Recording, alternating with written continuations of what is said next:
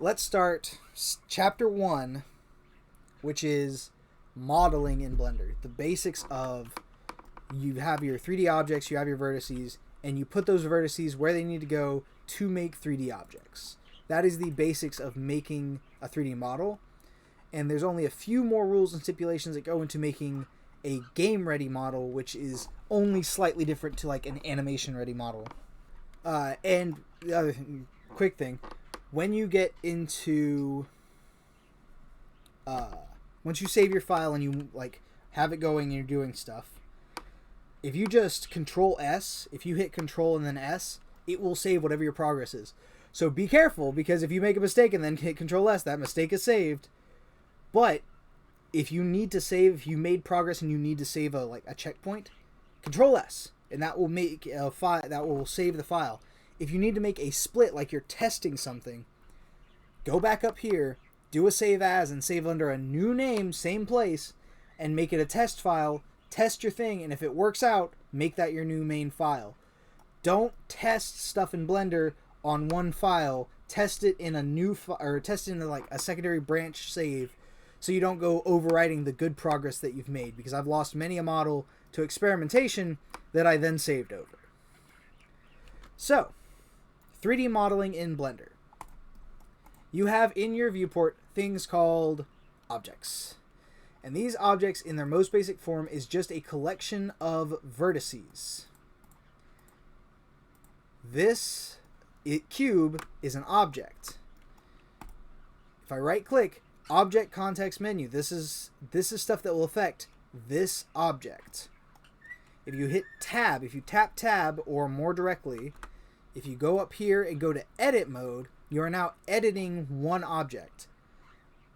You can edit multiple objects at one time. I would recommend editing one object and then going to the other, because edits can get really hectic, especially when you do stuff like, let me just throw this up here, like subsurfacing, and you have something like this with a couple dozen, if not hundreds of polys, and you're trying to figure out what you're doing. Grab this, move it around. You do that with 2-3 objects at a time, you end up with a messy, hard to understand object set. So one object at a time, especially when you're doing complex models. For this, we're doing simple models. And I will get into modifiers. We're going to do that in a separate section. But just for the basics of editing, hit Tab, go into Edit Mode. If you hit A, it will select your entire object. If you want to select individual vertices, that's what this is. If you want to select individual vertices, you click on them, you can drag out the box. There are other selection types, so I'm going to stick to box because that's the default one. So if you box select vertices, and a very useful trick for early on is this up here, toggle X-ray. You have your 4 different like viewport types, and then you have this one right next to it, toggle X-ray. This will give you an X-ray view of your object, so you can see vertices on the front and back. This is very useful, especially when you're using viewport displays like this, when you're trying to keep measurements correct. If you do this and then select, it will grab all 4. If I do this without the X-ray mode on, if I go back to this view and I try and drag and select, it only grabs the front 2 because it couldn't see the back 2 because it was an X-rayed. So X-ray view is very useful. I tend to keep it on most of the time unless I'm doing very specific selections. So keep that in mind. But, like I said, if you need the whole object, you hit A. And now, the 3 basic editing types, S will scale whatever you have selected. Whatever is bright yellow, or bright orange, or whatever color you want to call this. Whatever's highlighted, you hit S, it'll scale it. It will change the scale of the object. G will grab and move the object relative to your viewport and your mouse. So if I tilt it like this and grab, it's going to move it along that 3D plane. That's why these are so important. These viewports that you click to, if I, like, this is top-down Z. This is the top-down view. If I hit G now, it's only moving along that top-down axis, which means when I pivot it, it doesn't move up or down because it's locked, because I'm viewing it from the up or down. So, basics of it, just keep that in mind. If you need it to move left or right, and only left or right, well, you hit GX. But if you need it to move, if you don't need it to move like along the X, view the item from the X and grab it. and it won't be able to move along the X. And then the last one is rotation, R. So S for scale, G for grab, R for rotate. And like I said, R will rotate based on your current viewport display. However you're currently viewing the object will be the plane on which it rotates. And that only, so that's selection specific. So if I grab these and I grab them and I move them, all of a sudden they're over there. And it's still that selection. So if I hit R now, it's only rotating my selection. Oh, Jesus. Yeah. If I scale it, it only scales that selection. And if you screw up a selection, if you screw up moving something, Control and then Z will reset your most recent action in a viewport. This also works with other viewport types, like if you do texture editing and you screw up, Control Z will reset texture edits too. But for this, if I accidentally move this point, Control Z, it's back. So I need to make a little wooden building.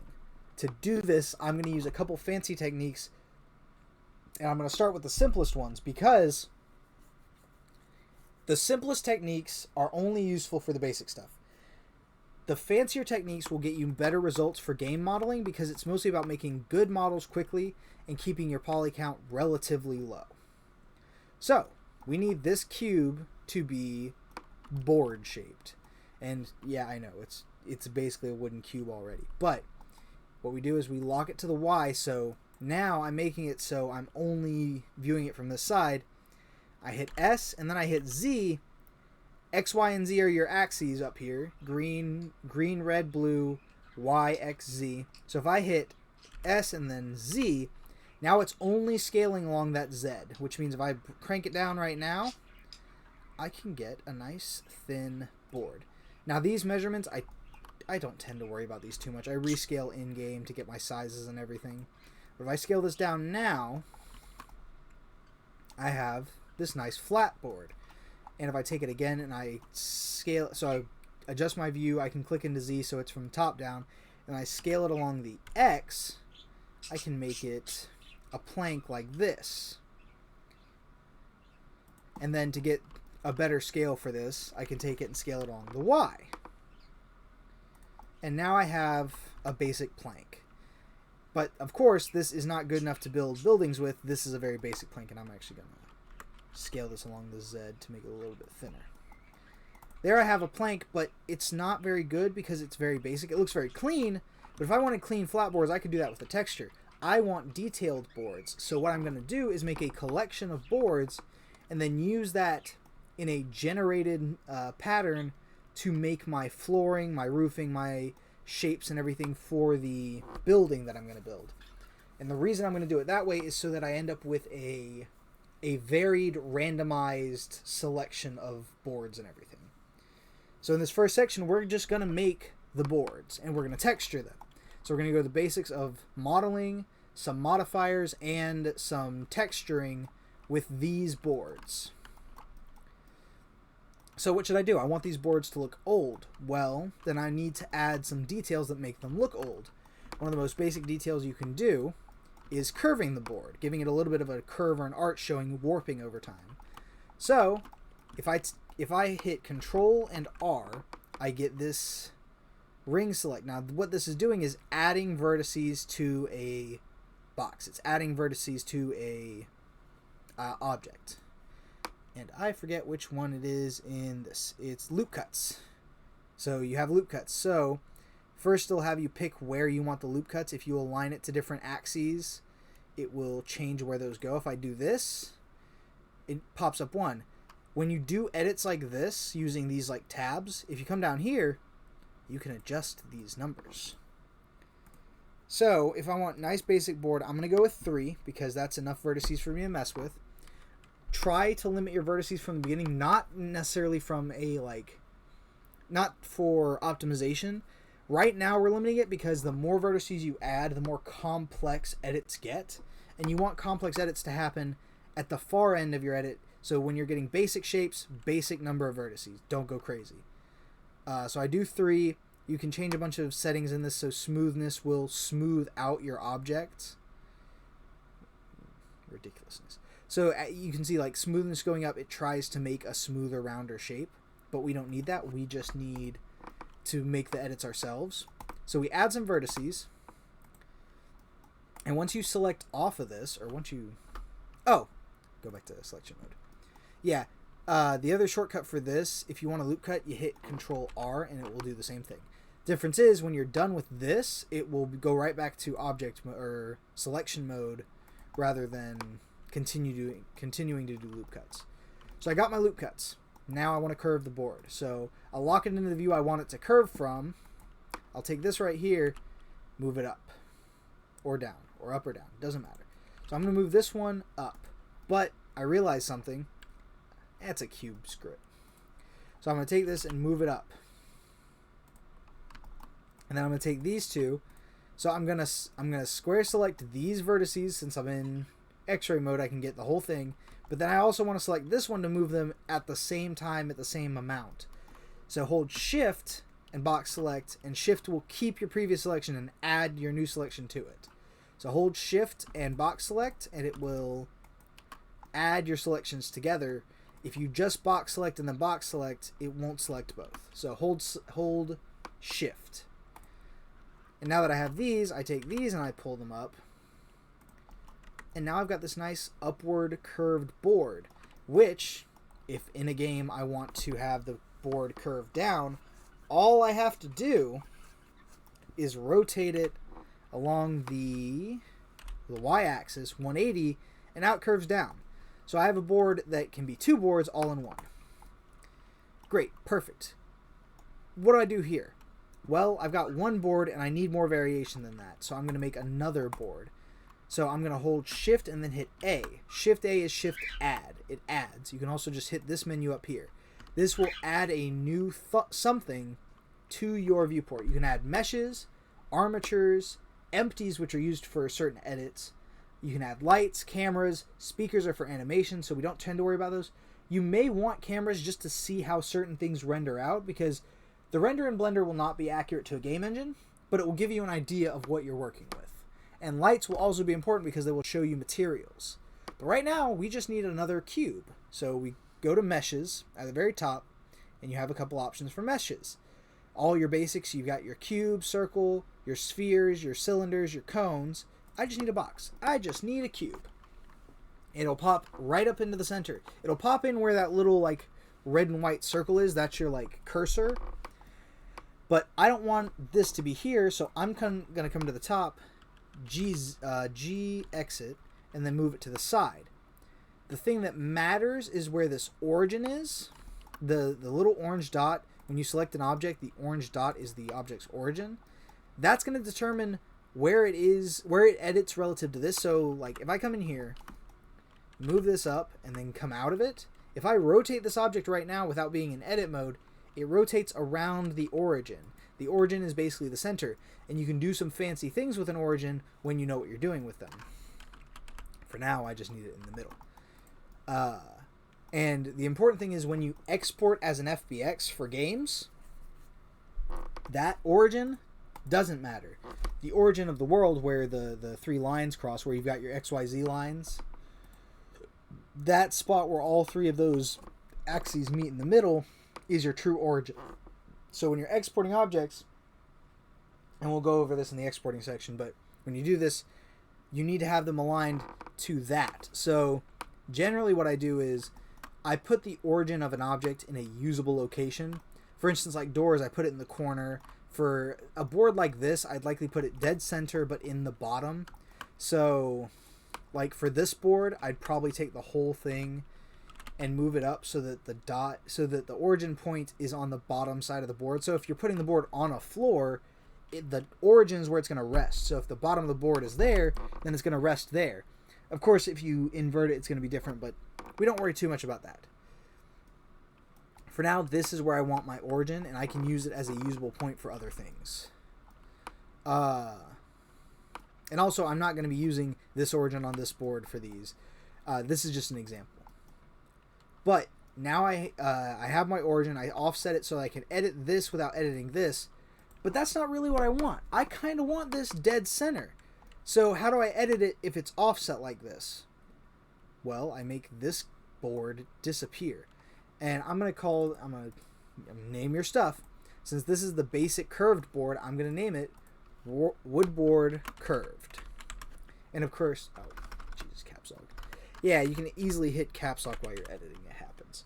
The big thing is when you're editing stuff like this, subname it, and you can always change these names when you export. Like I'm not gonna export these boards individually. I'm gonna export them as a group that I use in Engine to make the flooring. So instead, I name it wood board curved, and I can always change that name later when I'm doing the group objects and stuff. But now I need to get rid of this board without deleting it, so I can hide it. You can hit H and it will hide an object, and then Alt H will unhide. So if you select an object like this cube and hit H, it's gone. Alt H and it'll come back, but it's also as easy as picking an object and then in your outliner, hit the little eyeball and it will hide it in the viewport. So now I can work on this cube, and if I want to bring this board back, I can just bring it back, which I'm actually going to do for a moment because I want these boards to be about the same length. So if I take U and I move it back to the middle, it doesn't have to be perfect, just has to be close. Right there back to the middle. Now, what I want to do is get the scale about right, so I go into my edit, I scale it along the appropriate axes to get my rough shape.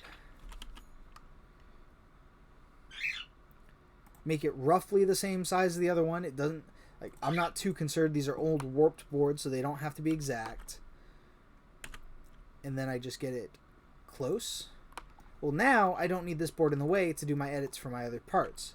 So I just hide it. Click this and it disappears. Now I only have this board to work with, and I need to decide what this board's going to be. Well, I know the next type of warping I want to do is a V cut in the edges, like the board splitting at the ends. So wood board V split. That will do. And now I have this. So what do I want to do? Well, I want to split it. So if I Control R, give it a loop cut. Well, now I want to move this loop cut because I don't need to edit the middle. I need to edit these ends. If I drag it out right there, and then I drag another one out to this end because I want to do a split cut on both sides. Well, now I have this. I have this little loop cut right here, but I need to cut a V shape out. So I need some more points along these lines. This is easy. Up here you have different selection modes. This selection mode we're in is the vertices, the individual points of a model. If we go to edge mode, this next one over, that selects edges, which is technically 2 or more vertices. Well, it's always 2, but you can add, like this. If I do this, that is technically 3, but it's treated as one solid line. Edge select will give you edges, so if you shift, if you alt click, it will give you a loop of edges. So if you have a straight line edge, you go like this, it will give you that straight line edge to select. And if you have a loop like this, you can select that. But what I want to do is I want to select these 2 edges at the end. I'm going to right click and subdivide. I'm going to come down here to the box and I'm going to bump it up to 2 because that gives us this. And there's something very important we can do with this, but not yet. Because now we have to take these 2 lines and subdivide it. And when you go, so you don't see anything. I've subdivided it, but you don't see anything. That's because if we go into this, we see it added the points, but there was no line to join because it was in the middle of the object. You can't join through an object. So now we have this. Now what I want to do is I want to put the cut over here to the side. So I'm going to come in from the top, select all my points, and I'm going to drag them over to here. I'm going to do a little bit of finagling to get the shape how I want it. On a nice V cut like this. And now I need to cut this section out, but I need to make the V shape. So this is where shutting off the X-ray can come in handy. I have this point and these 2. So if I select these 2 points and hit J, it makes a new edge between them. Do that again over here, and I have a V. Need to do it on the top. So click this point, then J, and it will select. And remember, click this point, then this point, you have to hold Shift, and then it will select both. Or you can box select them. And now I have my V. Well, now I need to get rid of this. And that's pretty basic. So the other thing you can do, so you have your selection modes. The second mode is edge mode, of course. But the third is face mode.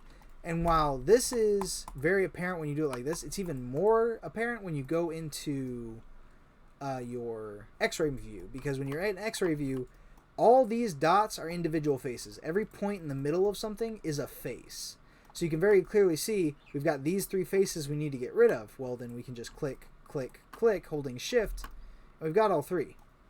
And then if you right click, you have your object menu, and you go to delete faces, and they're gone. Well, now I have my wedge. So what do I want to do with this wedge? Well, firstly, I actually want to make it a little bit less drastic. So I'm going to... Yeah, there we go. That's a little bit better. I like that shape a little more. I have my V-cut. Now I need to fill it in so it doesn't have this big hole. Well, this is where face creation comes in, and you just tap F for this. So, for instance, if I grab these 2 points and then these 2 points and I hit F, oh, there's a face. But that's not where I want it. So I grab these 2 points in the back, these 2 points in the front, and now there's a face there. Having nice square faces that use 4 points or less, so 4 or 3 points for a face, is good.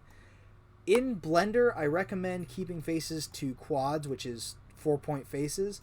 3-point faces mess with certain modifiers and certain editing tools, but in games, especially when you export it to an FBX, it will automatically cut quad faces into tries. And the one thing you want to avoid is faces with 5 or more points, because they cause weird issues and stuff. They can be detrimental to the automatic processes when it exports.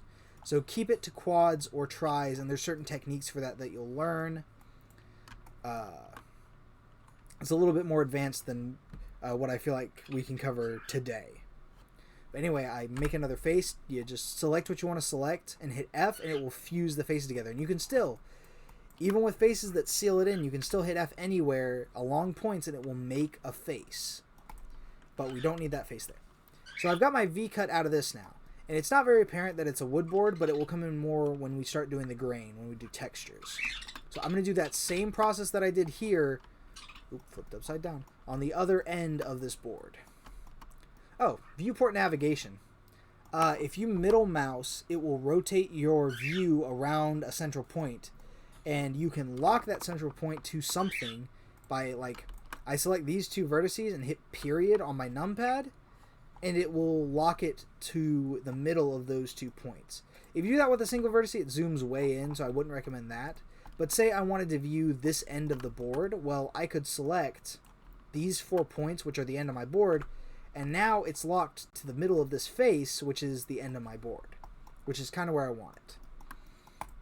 If you shift and middle mouse, you can slide that view along your planar axis, and that lets you move around.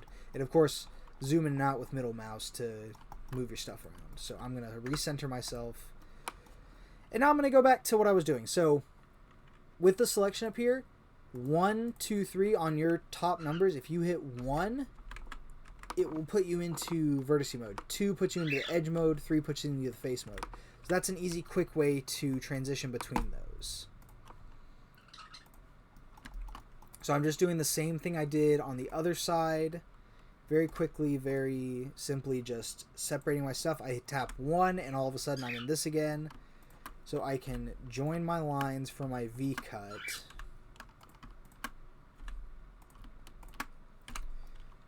And then I go into 3, which is my face select. I select my 3 faces that I don't want to be there, and I delete them, right-click, and delete faces, and they're gone. And then I go back, tap 1 to go into vertices, grab these points, F, and there's a face. And easy way to check if there's faces, tap 3 and see if the dot appears. That means there's a face there. So now I'm going to do the same thing. I'm going to move these sets of points. I'm locking myself to the Z so I can grab both at once. And then I just G and then X to slide along the X-axis, and I put them roughly where I would like them to be. I'm actually going to... There. It's almost a mirror of the other side, which actually gets me thinking. if I want to do stuff to this end and make it the same on this end, for instance, if I want to do 2 V-cuts out of the end of this just to give it a little bit more diversity, well, then I have to mirror it so it just copies over. Of course, you don't always want to do that. But for this board, I do. So I'm going to Control R to make a loop cut. Oh, it's because I have these weird edits now. That's okay. If I just select these 4 edges and then subdivide, it'll still give me a loop. Now I have this loop right in the middle, and I want to mirror across it. So, mirroring is a modifier. And mirroring is one of the most important, one of the most useful modifiers to get into. So, what we could do... I'm just going to select all of the stuff on this end. I'm going to right-click, and I'm going to delete it. It's gone. Poof. But now what I can do, because I'm still in edit mode for this object, so if I go to modifiers, I can add a modifier to this object. In the second row under generate, there's a mirror. You tap that, and it will give you all these options. So the most basic one is an axis. So if I click off of X, right now it's mirroring along the X. You see that little phantom V? It's because it's mirroring along this X-axis on the red line. So whatever's on this side of the red line will be on this side. Well, I don't want that. I want to mirror across the Y-axis. And now, I have a board on both sides. Well, I want to make sure these boards don't have this gap in the middle, so what you have to do is make sure Merge is clicked over here and Clipping, and then when you select this and move it in, notice how you can't go past a certain line? It's because it's merging them at that line. So if I snap it right there and then click, now it's merged. So now, if I go to grab it, it all moves together because it's merged together, and that's what you want. So this is one board again, but I have the little V cut out of one side. And the great thing is, if I come down here, I do my little selection, subdivide. Gosh, I'm sleepy. I do this again, so I'm going to go through the whole process making a V cut again.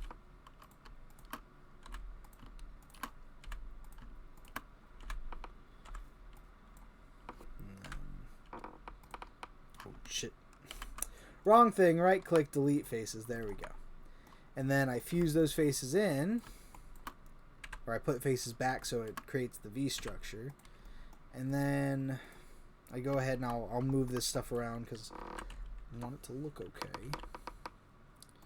And actually I'm going to take this and move it back so this cuts a little deeper. Or actually I'm going to make it a little shallower. This V is a little bit less extreme. It's a nice tiny V out of this. Oh geez. So now I have this, right? I have these 2 cuts. Well, if I come here to the mirrored side, of course, because it's a mirror, it mirrored over. So now I've got this. Now there are often some fancy ways you can use the mirror, but the most basic is to use these centerline axes, X, Y, or Z, pick one and have it mirror. If I mirror across the Z, then it literally creates basically another flip of it, but we don't need both of those. There we go. We have a nice little cutout now. The one thing I'm going to do to give these cuts a little bit more depth, a little bit more realism, honestly, is I'm going to come into this view along the Y, along the like axis of the cut.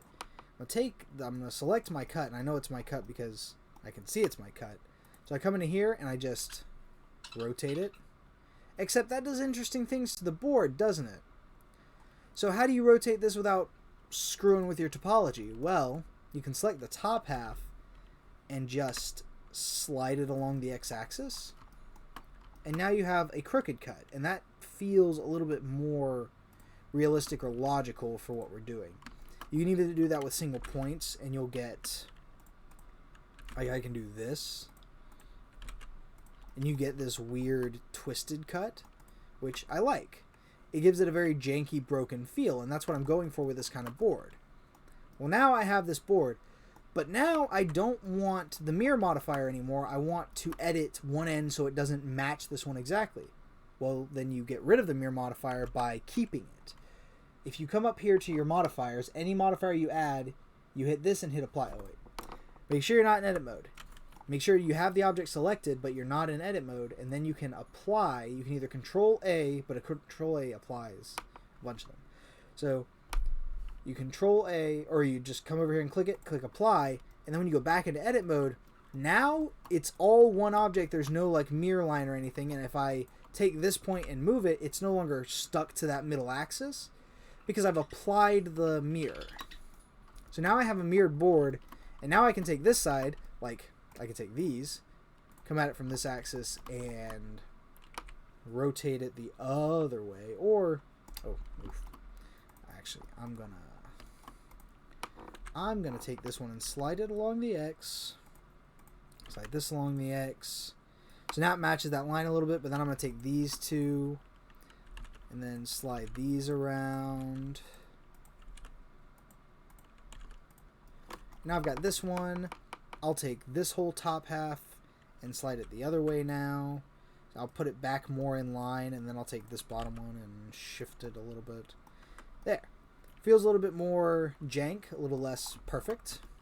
Another thing just for realism with boards like this, typically when they get these cuts, it's because of like water damage that creates cracks in it, and those cracks shift open the ends.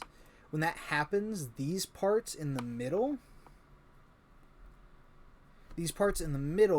will actually move back. So if you lock it to the Z-axis, top axis, and then grab it and shift it, you can move these back. And this, when you line these boards up now, will create a tiny bit of a gap between where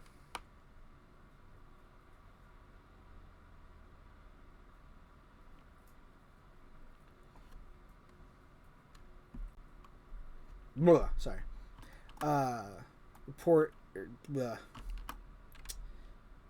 Yeah. So if you move these around a little bit like this, and you move these ends in, when you line the boards up, it'll create a small gap between the boards. But that's completely expected with cracked, warped boards like this. So if I do the same thing over here, I'm going to take this whole crack and just shift it back a little bit. And I'm actually going to make this crack even deeper and wider. And I'm going to take this tip and move it. So now we've got this whole little warped section. Now when this board lines up, it's going to appear warped, and that's what we want. I can even, just like with the other board, take this center, just shift it down a little bit, and that creates natural curvature in the board. So now I'm going to make one more type of board, and I'm actually going to use this board as a base. So what I want to do is make a duplicate of this board so I can edit the duplicate. So if I get out of edit mode, I'm in object mode again, and I shift D, shift duplicate. Shift D will duplicate whatever objects you have selected. So now I've got another board. If you right click, it'll snap back to its original position, and then I can take my original board and hide it. So now I have the duplicate board.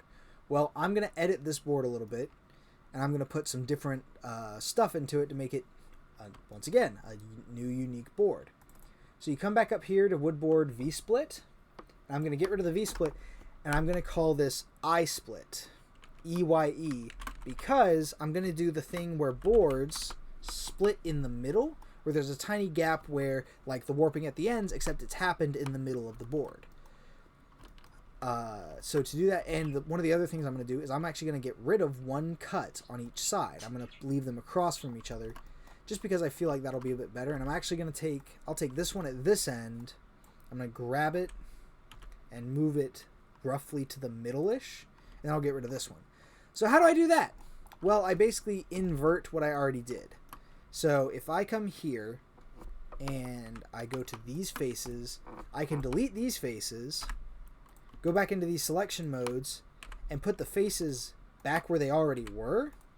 And then I'm going to get rid of these points, but I'm not going to delete them, because if I took like this point and I deleted it, oh no, most of my board. So what I need to do is get rid of them without deleting their geometry. That's called dissolving. So if I take this little V-cut now, I right click and dissolve it, now it's completely gone. Now of course that leaves us with the little issue of this, but you can just select those points and join them, and you have that line back. The other thing you can do is dissolve unused edges, and that will give you a little bit of a cleaner look. It'll give you a little bit cleaner cuts with this kind of stuff. So if I hit 2, see this edge and this edge. If I dissolve these edges now, that line snaps back in. Do the same thing with this little V-cut in the back, and those lines snap straight from where they were. So now I can go back into this, I can go here, and I can take this whole cut and move it back a little bit, and now it gives it that same warped look, but there's only one cut. And that's from dissolving the geometry rather than deleting it completely. Dissolving edges and dissolving vertices will give you some more diversity in how you can do stuff. You can take more complex models and simplify them using that method to create simpler geometry and also get rid of details you may not want or need. This is also important for model shrinkage. When you have a complex normal map, which we'll get into, dissolving stuff will give you flatter surfaces, which are better for gameplay performance when you get the detail in the normal map, which is how you should do it. We'll get into that when we get into that advanced stuff. So I have that cut in the middle. I have this cut along the edge that I want to keep. Once again, I don't want it to match that other board, so I'm going to take it and just shift it around a little bit, move it so it's in a different place. I'll have this one bow out a little bit. And then I'm going to take this this other V-cut, just like I did on the other side, and get rid of it. So first thing, I delete these faces, because the first thing you have to do is make sure your faces are where they need to be before you go dissolving anything. So select my points, hit F to make faces. I'm going to make faces on all these surfaces. And then I'm going to go into 2 and take these edges that I don't need anymore, and I'm going to dissolve them. Dissolve edges, and oh look, those lines straightened right out. So now I only have these 2 cuts. Now I want to put cuts in the middle. This is where certain things get very interesting, because we cannot just cut into the object, because to cut into the object you have to cut from the outside. Now we have to rip the object. We have to take a section and rip it open to create that gap that we want. So I'm going to Control R. Oh, I still can't because whatever. So I'm going to hit 2 and I'm going to select my stuff right here and I'm going to subdivide. Right click, top, subdivide, and then I get the cut again. Well, I'm going to make 2 of them because I'm going to make a section in between these where the board is cut. So now I need to pick out where I'm going to put these. I'm going to go to 1 so I can select the dots, the vertices. I'm going to hit S and then lock it to the Y so that they don't change the size of the board. And I'm going to make it about how wide I want the eye cut to be. And then I'm going to GY and I'm going to hit G and then Y and then move it probably like close to the center of the board. And I think I'll do one over here towards the end of the board. So now that I've got it where I want it, how do I put a hole in these without just like... Oh, whoops. Without this, because this is a hole, not the hole I want. So what I need to do is go to 2, select my little vertices here, or my edges, select my edges, and I'm going to subdivide again. Now, I've got this line, and that line is going to be the basis of my, my eye structure. So I'm going to take this, I'm going to shift this off to the right here a little bit. Now it's here. Now how do I rip it open? This is where it gets interesting. So I know the eye shape needs to be sort of ovular. It needs to be a little bit rounded. So I need to rip it open from the middle of these 2 lines. Well, if I go to 2 and I select these 2 edges and then subdivide it again, nothing's changed except there's a point now. Here's the trick. Lock it to the top axis. Go to your rip. You go down here to rip. And then you select your points you want to rip. See the circle? So you grab it and you pull it. Oh, can't rip multiple disconnected. So we're going to have to do the top and then the bottom. But you do this, and it rips open your model. Oops. Don't forget, lock it to the top so you don't move anything around. So I've ripped it open now. And now I'm going to do the same thing with the bottom. Select it, go to the top view, and rip it open so that now I've got a hole. I have a hole in my model, which I'm going to have to fill in and all, but we'll get to that. So go back to your selection mode so you're not ripping anything else. And now we need to fill it in. So firstly, I'm going to lock these so that they are about where I want the thing to be. And now I've got a nice little gap that we can mess with. So we select our dots, we hit F, and we face them. And that will create a face, create a face, create a face. Now I hit 3 and you can see 4 faces making that diamond shape. So now I've got this, and I can edit the hole. So I want the hole to round out along the edges of the board, just like we did over here where it warps the board. I want it to round out and be more like a real hole that would be in the board. So if I Control R down here, I can do this, and this becomes the size of our hole, and then we can select these 2 points, scale them out. So if you hit S with these 2 points selected, even though they're not connected, they're going to scale away from each other based on where they are. So they'll scale straight out. I do the same thing with these and scale them out. And then I do the same thing along the bottom. And I can just take the whole diamond along the bottom and scale it out. And now I have this, which it didn't make the board any taller up or down, but it cut this big gash into it. And actually, I can take all of these points, so everything except the middle now. I take these points, if I S and then Z, it'll scale them in. So now the board's been warped into itself by like the degradation of this area. And you've got this nice little cutout hole. Now, it's very diamondish, which I'm going to leave because it's low poly and all, but if you want to improve the like look of this so it's more rounded, what you can do is select all of your edges that are along the length of your... Oop, don't select that one. Select all the edges that are along the length, basically not running up and down, but all the ones that are running the side of your hole, and then subdivide. And remember that smoothness? If you smooth it out, it will round out that hole. And of course, once you're done subdividing... wait. That's a product of the subdivision. Let's see what I can do, actually. So you could just do this way. Subdivide. Take out that smoothness, because we'll put that in by hand. Don't do that. Click the right thing when you go into the menus. Make sure you select your right edges. Subdivide and subdivide. Now I've got this. So if I come up to the top here, and I select my points, I can take this, move it out, this, move it out, and now I've got a more rounded eye-shaped hole like what I originally was going for. And then, like I said, so this face now, this face right here, has a bunch of weird points to it, and we're going to fix that. So this is called retopology, which is where you fix messy topology, which can be a big problem for certain models. So I'm going to go into my edge select, and I'm going to take these 2 edges and these 2 edges along where they would join up with the hole easily, and I subdivide them so I get those points again, right? And then I can take these top lines, this point on this one and this point here, join them, do the same with these bottom points, you just join those together, and that reduces the number of points that each face has attached to it, because you've made this face 2 faces now. We've made 2 face. Go get him, Batman. So I'm going to join these like this, separate it out, and then because this is a little bit awkward in the middle, I'm not going to cut it in half again. I'm just going to make this a triangle, because triangle faces do work for certain situations.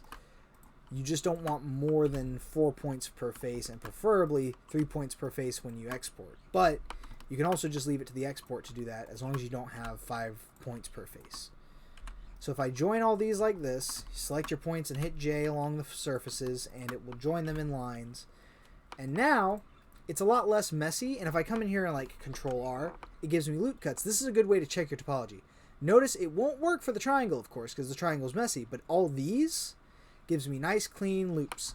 And of course, this dot in the middle is doing it, but we are going to... You know what? We can do it this way. We can take this point right here, and this point right here on the bottom, and join them, and now they're running along the bottom there. Do the same thing here, and all of a sudden, I can loop cut up here because I've fixed the topology that was along these edges. So, same thing on this side. You're going to have a problem with this because it's not going to want to. And even over here, you're going to have a problem where it doesn't want to on this. Well, all we got to do is subdivide this, and then join these lines so that they line up again, and now this loop is fixed. those loop cuts are a good way just to check your topology to make sure you're getting like clean square sections that can be cut into triangles later. And actually, this gives me a very important point now. I can use this middle line that was made from this one as the next eye hole, which I'm going to put like a little bit here. So I'm going to do the same thing. I can do loop cuts now because I fixed the topology. I'm going to make 2 of them, going to move them about here, and then I'm going to take this one and move it up because I want it moved up. So here's another thing. If you want to slide points along an edge, and it has to be a clean square edge, if you do triangular edges, it'll get real weird.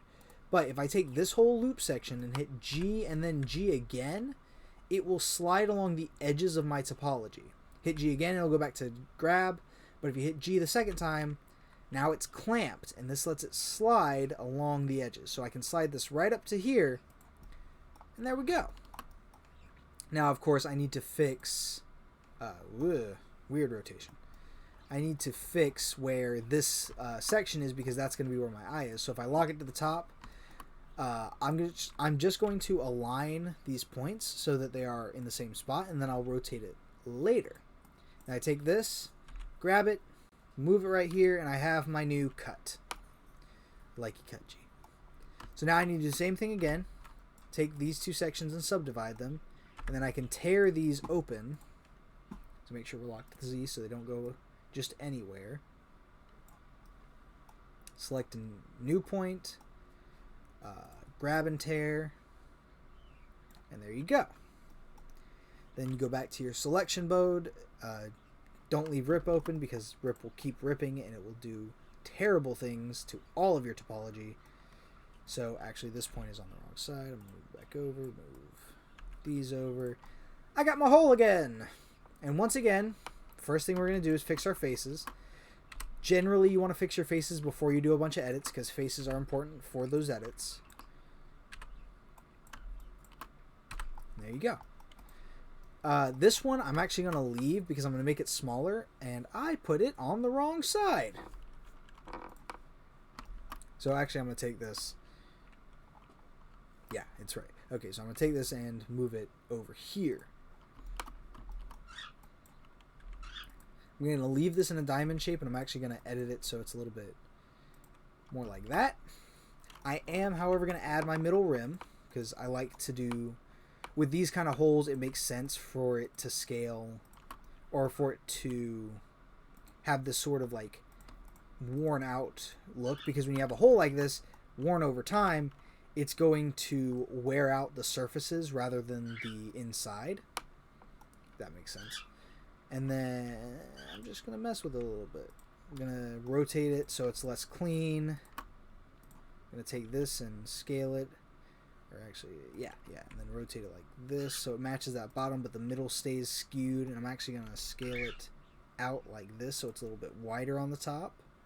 And then once again, got the top selected, select this bottom, scale them both along the Z, your Z axis, towards each other, and it curves them into each other. And now I've got this. So now I need to join these edges once again. So 2, select these outer edges. Yes, Kevin. Subdivide. And voila. Join. Join. Join. And join. Now I got this thing. Isn't it beautiful? Take it out of this mode. And there. Now you've got this weird warped looking board. And if we bring our others in, they all overlap. So let's go ahead and we'll hide our split board and we'll hide our curve board. So we've got this one. We got this one. And of course we've got our curved boy who's just curved. Might edit him with a cut later. But anyway, now we've got this. We've got a collection of weird wacky tacky boards. So I'm going to leave this here. I'll do another one tomorrow and we will texture and edit those boards so that they are textured and materialed. We'll do a little bit of UV editing and then we'll do some texturing. And I'll show you guys how to get like a very basic wood grain, and then we'll go to some of the advanced parts of textures. But for now, you guys have learned a little bit of modeling techniques using the basics inside Blender. I hope you enjoyed. Hope it was helpful. Catch y'all next time.